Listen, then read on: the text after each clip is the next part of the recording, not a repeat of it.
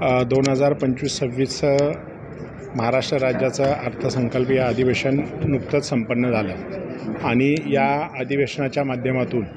निश्चितच पिंपरी चिंचवड शहर असेल किंवा चिंचवड विधानसभा असेल आणि त्याचबरोबर महाराष्ट्रातील काही जे प्रश्न असतील ते मांडण्याचं सौभाग्य मला आमदार म्हणून लाभलं। त्याबद्दल खरोखरच म्हणजे आज वेगळा अनुभव होता आणि या माध्यमातून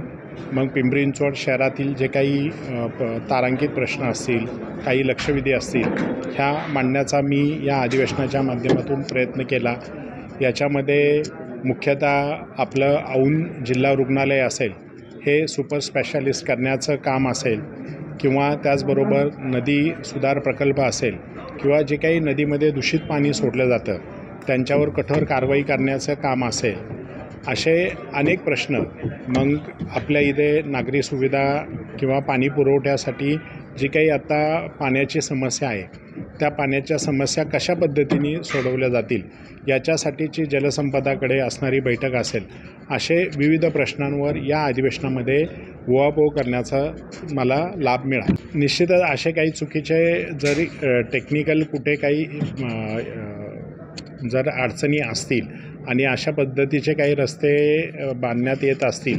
तर निश्चितच ती कामं थांबवण्यात येतील आणि जिथे नागरिकांसाठी सुखसोयीचं आहे, नागरिकांना जे सोयीस्कर आहेत अशाच पद्धतीचं डिझाईन या पुढील काळामध्ये पण होत राहील। नाही, नदी संवर्धनाच्या प्रकल्पाला नागरिकांचा तिथले वृक्षतोडीसाठीचा विरोध आहे की तिथे वृक्षतोड होऊ नये आणि जे जैविक साधनं आहेत, जैविक वृक्ष आहेत ते त्याचं जतन व्हावं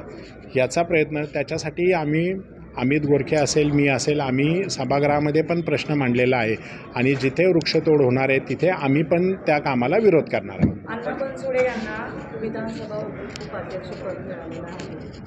मी महायुतीच्या सरकारचं आणि महाराष्ट्र शासनाचं एक पिंपरी चिंचवडकर म्हणून मी त्यांचं खरोखरच आभार मानेल आणि एक अभिमानास्पद गोष्ट आहे की एक पिंपरी चिंचवड शहरातील नागरिक हा महाराष्ट्र राज्याच्या विधानसभेचा उपाध्यक्ष होतो आहे, ही एक खरोखर गौरवपूर्वक बाब आहे आणि याचा सार्थ अभिमान पिंपरी चिंचवडकरांना आहे आणि निश्चितच अण्णा बनसोडेजी जे उपाध्यक्ष म्हणून त्यांची निवड झालेली आहे ते आणखीन जास्त प्रमाणे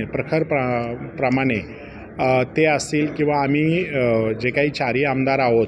भोसरी असेल, पिंपरी चिंचवड असेल, आम्ही प्रत्येकजण हे त्यांच्या मदतीने जास्तीत जास्त हे महानगरपालिकेचे प्रश्न सोडवण्याचा आम्ही त्याचा पाठपुरावा आणि प्रयत्न करू। नाही, अशी कुठली बाब असेल तर निश्चितच तुम्ही निदर्शनास आणून द्या, त्याच्यावर निश्चितच भारतीय जनता पार्टी आवाज उठवेल।